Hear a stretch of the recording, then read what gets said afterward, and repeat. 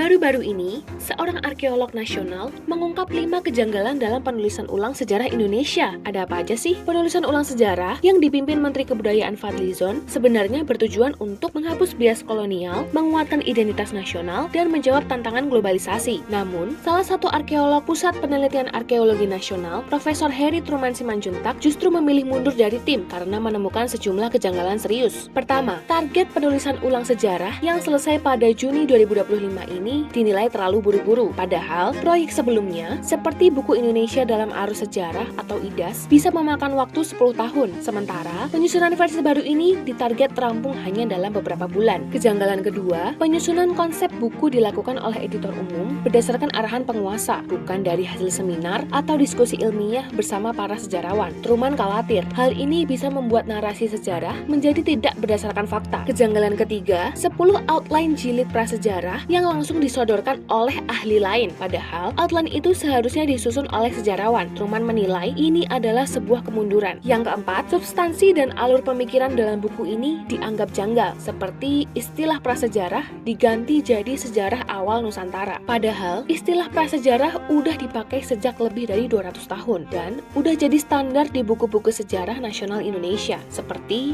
buku Sejarah Indonesia edisi tahun 1984. Truman menyampaikan, hingga kini belum ada penjelasan mengenai apa yang sebenarnya terjadi dalam proses penyusunan sejarah hingga terminologinya harus diubah. Terakhir, Truman menyoroti narasi Indonesia sentris dalam buku itu dianggap terlalu glorifikatif dan tidak objektif. Truman juga mengingatkan, ilmu sejarah harus dibangun di atas objektivitas dan rasionalitas, bukan kepentingan politik sesaat.